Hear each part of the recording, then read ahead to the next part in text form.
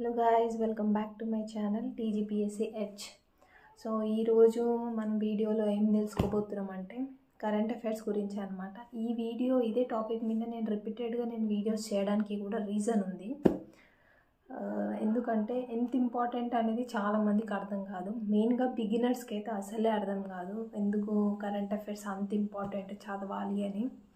So ఆ importance మీకు అర్థం చేపించడం కోసము నేను with notes with clarity video చేద్దామని అనుకుంటున్నాను. ఆల్రెడీ ఇలాంటి దాని మీద నేను ఒక వీడియో అప్లోడ్ చేశాను. కాకపోతే అది ఎక్కువ రీచ్ కాలేదు. మేబీ బికాజ్ ఆఫ్ అట్లా వాయిస్ క్లారిటీ తక్కువ ఉంది, ప్లస్ అండ్ వీడియో లెంత్ కూడా ఎక్కువైంది. So maybe because of that it is not reaching many people.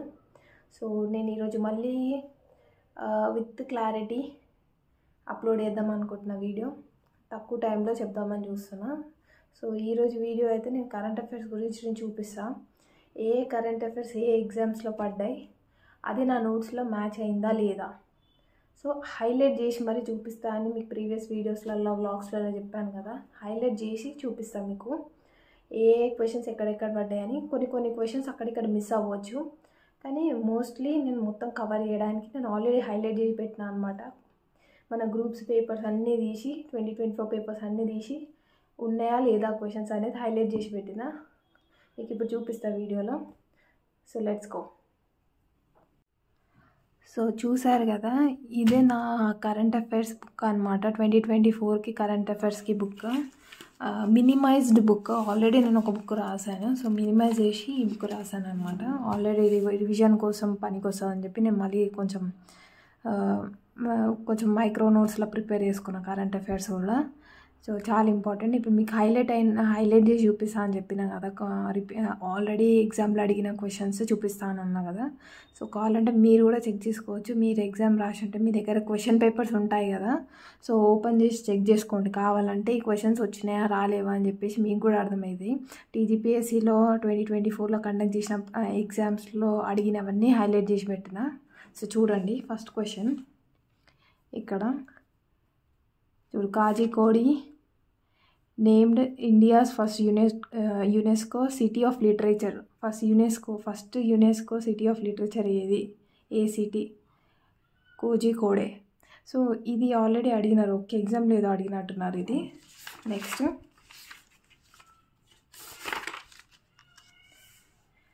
ఇది చూడండి, వరల్డ్స్ ఫస్ట్ వేదిక్ క్లాక్ ఎక్కడ? Ujjain district of Madhya Pradesh. ఇది కూడా క్వశ్చన్ అడిగినారు. ఇది చూడండి, 3 new criminal laws. So July 1 నుంచి స్టార్ట్ అయితే ఇంప్లిమెంట్ చేస్తామని అన్నారు కదా, ఏవేవి క్రిమినల్ లాస్ అనేవి. సో ఇది అడిగినారు అనమాట. సో చెక్ చేసుకోండి, ఇది ఖచ్చితంగా మీకు పేపర్స్లో కనిపిస్తుంది. ఒకసారి కావాలంటే చెక్ చేసుకోండి నేను చెప్పేది కరెక్టా కాదా అని మీకు కూడా అర్థమవుతుంది. Next question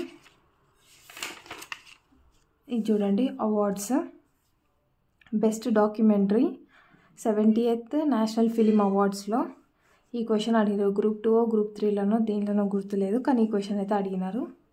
next 70th national film awards. So best feature film, ఇది మ్యాచ్ ద ఫాలోయింగ్ ఎలానో అడిగారు అనమాట. Match the following as far as I remember match the ఫాలోయింగ్లు అడిగినారు అని అనుకుంటున్నా. సో ఇది అడిగినారు, ఈ క్వశ్చన్ అడిగినారు. నెక్స్ట్ ఇది చూడండి, PM Modi was awarded. So మన ప్రైమ్ మినిస్టర్కి వచ్చిన అవార్డ్స్ కూడా అడుగుతూ ఉంటారు అనమాట కొన్ని. So Russia's highest civilian honour ఇచ్చినారనమాట. సో ఆ అవార్డ్ పేరేంటి అని అడిగినారు. సో ఇది. నెక్స్ట్ మనకి భూటాన్లో కూడా హీ వాజ్ అవార్డెడ్. సో ఆ అవార్డ్ పేరేంటి అని చెప్పేసి అడిగినారు, అదొకటి. So highest civilian award. Next ఇది చూడండి, భారతరత్న అవార్డ్స్ 2024 కంప్లీట్గా అడిగినారు లిస్ట్. ఇక్కడ నేను నేమ్స్ అనేది రాయలేదు, ఎందుకంటే నేను ముందు బుక్లో ఆల్రెడీ రాశాను కదా, నా దగ్గర ఆల్రెడీ డీటెయిల్ బుక్ ఉంది, ఆ బుక్లో రాశాను కదా, అందులో ఆల్రెడీ గుర్తుంది, మళ్ళీ రాయడం ఎందుకని రాయలేదు. ఇది చూడండి, పద్మ అవార్డ్స్లో పద్మవిభూషణ్, పద్మభూషణ్, పద్మశ్రీ ఎన్నెన్ని వచ్చినాయి కౌంట్ ఇది కూడా నేను మన ప్లేస్ నుంచి అంటే తెలంగాణ నుంచి ఎవరెవరికి వచ్చినాయి కూడా రాసి పెట్టినాను. పద్మవిభూషణ్ అన్నీ చదివిన, పద్మవిభూషణ్ భూషణ్ మొత్తం అన్నీ చదివిన. పద్మశ్రీ మాత్రం తెలంగాణ ఆంధ్ర రీజియన్లో నుంచి ఎవరెవరికి వచ్చిందో అది చూసుకున్నా, ఏ ఫీల్డ్లో వచ్చిందో కూడా చూసుకున్నా. సో అది కూడా అడిగినారు అనమాట క్వశ్చన్లో. చాలా ఇంపార్టెంట్ ఇట్లా ఇది అవార్డ్స్ గురించి చాలా క్వశ్చన్స్ అడుగుతూ ఉంటారు. చూడండి ఇక్కడ నేను రాసినాను, పద్మవిభూషణ్ 5 మెంబర్స్కి వచ్చింది కదా, వాళ్ళ పేర్లు ఇక్కడ రాసిన. రిమైనింగ్ అన్నీ నేను గుర్తుపెట్టుకున్నాను అనమాట, ఇక రాయడం ఎందుకు అని చెప్పేసి రాయలేదు. నెక్స్ట్ సో ఇది చూడండి, 58th జ్ఞాన్పీఠ్ అవార్డ్ 2023. సో 2023లో కూడా అవార్డ్స్ వచ్చినాయి కదా, ఇది స్టార్టింగ్లో జరిగిన ఎగ్జామ్లో అడిగినారు అనమాట. సో ఈ క్వశ్చన్ ఇది ఆల్రెడీ ఒకసారి ఎగ్జామినేషన్లో వచ్చింది, కావాలంటే మీరు చెక్ చేసుకోవచ్చు. Next major Dhyan Chand Khel Ratna award ఎవరికి వచ్చింది అని చెప్పేసి అడిగినారు. ఇది కూడా గ్రూప్ 2 or 3 గుర్తులేదు, దానిలో అడిగినారు అనమాట. నేను హైలైట్ చేసి చూపించిన ప్రతి క్వశ్చన్ ఎగ్జామ్లో అడిగిన క్వశ్చన్స్. మీరు కావాలంటే చెక్ చేసుకొని చూడండి నేను చెప్పేది కరెక్టా కాదా అని. నెక్స్ట్ ఇంకా చంద్రయాన్ 3 ఇవన్నీ నేను సైన్స్ అంటే ఆల్రెడీ రాసిన, గుర్తున్నాయని ఈ బుక్లో రాయలేదు, వేరే బుక్లో రాసిన అనమాట. చూపిస్తాను, ఇది చూడండి, world's happiness report 2024. So world's happiness report గురించి అడిగినారు. ర్యాంక్ 1లో ఫిన్లాండ్ ఉంది, సో ఇది కూడా అడిగినారు. నెక్స్ట్ జనరల్లీ ఇది ఏదో ఎగ్జామ్లో అడిగినారు, సెంట్రల్ గవర్నమెంట్ ఎగ్జామ్లో అడిగినట్టున్నారు. World's air quality index 2023, 2024 every year 2 years or 3 yearsకి రిలీజ్ చేస్తూనే ఉంటారు. సో ఇది అడుగుతూ ఉంటారు జనరల్గా. ఏసిటీ అని చెప్పేసి కూడా అడిగినారు అనమాట. చూడండి, బీఆర్లో సిటీ అది. నెక్స్ట్ అపాయింట్మెంట్ సంబంధించిన క్వశ్చన్స్ కూడా అడుగుతారు జనరల్గా. ఇక్కడ హైలైట్ చేయలేదు, నాకు బాగా దొరకలేదు అనుకుంటా, వేరే బుక్లో ఉండాలి. నాకు గుర్తులేని మాత్రమే నేను ఇలా ఈ బుక్లో రాశాను, రిమైనింగ్ అన్నీ వేరే బుక్లో ఉన్నాయి. నెక్స్ట్ అప్పుడు మనకి కొత్త గవర్నర్స్ అపాయింట్ అయినారు కదా స్టేట్కి, ఏ గవర్నర్ అనేది అన్నీ రాసి పెట్టుకున్నా, అడిగితే మార్క్ వేయచ్చు ఈజీగా అని చెప్పి ఇది రాసి పెట్టుకున్నా, ఈజీగా ఉంటుంది అని చెప్పేసి. నెక్స్ట్ న్యూ అపాయింట్మెంట్స్ అన్నీ రాసి పెట్టేసినాయి ఇలా. నెక్స్ట్ ఇంపార్టెంట్ ఇది చూడండి, న్యూ ఎలక్షన్ కమిషనర్స్ ఎవరు అని చెప్పేసి కూడా క్వశ్చన్ అడిగినారు. జ్ఞానేష్ కుమార్, సుఖ్బీర్ సంధు. సో ఈ క్వశ్చన్ కూడా ఏదో ఎగ్జామ్లో అడిగినారు, అందుకే ఇక్కడ హైలైట్ చేసి పెట్టినాను, చూసుకోండి. సో చూడండి, మనం నోట్స్ ప్రిపేర్ చేస్తే ఎంత అడ్వాంటేజ్ ఉంటుంది మనకి ఎగ్జామ్లో అని చెప్పి చూపించడానికి మాత్రమే నేను నా నోట్స్ అన్నీ డిస్ప్లే చేసి చూపిస్తాను. అలా ప్రిపేర్ చేసుకోవాలి మీ నోట్స్ చదివితే ఇక చాలు, ఇక నెక్స్ట్ ఎగ్జామ్కి వెళ్తే ఖచ్చితంగా మన మార్క్స్ వచ్చేసి అంత కాన్ఫిడెంట్గా ఉండాలి మనం నోట్స్ ప్రిపేర్ చేసుకుంటే. సో అందుకే చూపిస్తున్నాను మీకు హైలైట్ చేసి మరి. నెక్స్ట్ క్వశ్చన్ వచ్చేసి చూడండి, ప్యారిస్ ఒలింపిక్స్ గురించి అడిగినారు. సో మన ఇండియాకి ఎన్ని మెడల్స్ వచ్చినాయి అని చెప్పేసి కూడా, గోల్డ్ 0, సిల్వర్ 1, బ్రాంజ్ 5 మెడల్స్ వచ్చినాయి. సో ఏ ర్యాంక్ ఇండియాది, టోటల్ మెడల్స్ మనకి ఎన్ని వచ్చాయి 6. సో ఇది అడిగినారు అనమాట ప్యారిస్ ఒలింపిక్స్ గురించి. చూసారు కదా ఇక్కడ రాసిన, ఇది గ్రూప్ 1లో అడిగినారు అనుకుంటా, నాకు గుర్తున్న కాడికి ఒకసారి మీరు చెక్ చేసుకోండి, ఏదో పేపర్లో అయితే ఖచ్చితంగా అడిగినారు. నెక్స్ట్ క్వశ్చన్, ఇట్లా డిఫెన్స్ సంబంధించిన ఎక్సర్సైజెస్ కూడా న్యూస్లో వస్తూ ఉంటాయి. సో అది కూడా ఇంపార్టెంట్, కంపల్సరీ కవర్ చేయాల్సిందే ఇది కూడా. ఇది చూడండి, ఎక్సర్సైజ్ మిత్రాశక్తి. సో ఇది అడిగినారు, ఎక్సర్సైజ్ మిత్రాశక్తి అంటే ఏ కంట్రీ మధ్యలో జరుగుతుంది, ఏ ఎక్సర్సైజ్ అది ఎక్కడ జరిగింది అనేది కూడా అడుగుతారు. ఏ అడిషన్ అని కూడా ఒక్కొక్కసారి స్టేట్మెంట్ బేస్డ్ క్వశ్చన్స్ వస్తే అడిగే ఛాన్సెస్ ఉంటుంది. నెక్స్ట్ ఇది చూడండి, ఈ ఎక్సర్సైజ్ కూడా అడిగినారనమాట. సో ఇండియా అండ్ సౌదీ అరేబియాకి సంబంధించిన ఎక్సర్సైజ్ గ్రూప్ 1 ప్రిలిమ్స్లోనే అడిగినారు అనుకుంటా, నాకు గుర్తున్న కాడికి చెక్ చేయండి ఒకసారి, కంపల్సరీ మీకు దొరుకుతుంది క్వశ్చన్ అడిగినారు. సో డస్ట్ లీక్ కూడా అడిగినారు అనమాట, ఏ దాంట్లో అడిగిన ఖచ్చితంగా గుర్తులేదు కానీ మేబీ సెంట్రల్ గవర్నమెంట్ ఎగ్జామ్స్ అని అనుకుంటున్నాను నేను. సో ఇది కూడా ఇంపార్టెంటే. ఇది చూడండి, ఇప్పుడు నేను సమ్మిట్స్ అండ్ కాన్ఫరెన్సెస్ రాసుకున్నాను అదొక దగ్గర. సో బ్రిక్స్ గురించి అడుగుతూనే ఉన్నారు. సో మనకి జరిగిన ఎగ్జామ్స్ ప్రతి ఒక్క దానిలో ఎక్కడో ఒకటి మనకు బ్రిక్స్ అనే క్వశ్చన్ కనిపిస్తూనే ఉంటుంది. సో చూడండి, నాటో సమ్మిట్ గురించి కూడా అడిగినారు, ఒక ఎగ్జామ్లో అడిగినారు ఖచ్చితంగా నాటో సమ్మిట్. నెక్స్ట్ ఇది చూడండి, వరల్డ్స్ ఎకనామిక్ ఫోరం. సో ఇది ఎక్కడ లొకేట్ అయ్యి ఉంది అని చెప్పేసి కూడా అడుగుతూ ఉంటారు. సో దాని హెడ్ క్వార్టర్స్ ఎక్కడ ఏంటి అనేది కూడా అడుగుతూ ఉంటారు. సో చాలా important. So so world's future energy summit. So ఈ క్వశ్చన్ కూడా అడిగినారు అనుకుంటా, నాకు గుర్తున్న కాడికి. ఇది ఎక్కడ జరిగింది అని చెప్పేసి అడిగినట్టున్నారు. Abu Dhabi answer. సో ఇది అడిగినారు అని నాకు అనిపిస్తుంది, గుర్తుంది. ఒకసారి మీరు చెక్ చేయండి, ఖచ్చితంగా ఉంటుంది. ఇది చూడండి, క్వాడ్ గురించి అడిగినారు. 2024 ఏ కంట్రీస్ మెంబర్స్ దానికి అంటే ఆస్ట్రేలియా, ఇండియా, జపాన్, యుఎస్. ఈ చాలా పేపర్స్లలో నేను చూసిన ఈ క్వశ్చన్ అయితే అన్ని దాంట్లో రిపీట్ అయినాయి. అంతెందుకు మన తెలంగాణ గవర్నమెంట్ జాబ్స్ అన్నిట్లలో ఈ క్వశ్చన్ అనేది కనిపించింది నాకైతే. అంతెందుకు టీఎస్ ఎస్పీడీసీఎల్ ఎగ్జామ్ కూడా, ఈ ఎగ్జామ్ అప్పుడు కూడా ఇది అడిగినారు. నెక్స్ట్ లిగ్నోసాట్ గురించి కూడా ఏదో ఎగ్జామ్లో అడిగినారు అనమాట. నాకు ఎగ్జాక్ట్గా గుర్తులేదు, కానీ ఏదో ఎగ్జామ్లో అయితే కంపల్సరీ అని, గ్రూప్స్ కాదనుకుంటా, కానీ ఏదో ఎగ్జామ్లో అయితే ఖచ్చితంగా అడిగినారు దీని గురించి. నెక్స్ట్ ఇది చూడండి, Gaganyaan mission. So very important mission, Gaganyaan mission గురించి కూడా అడిగినారు. సో ఇది కూడా చాలా ఇంపార్టెంట్. Next kairos.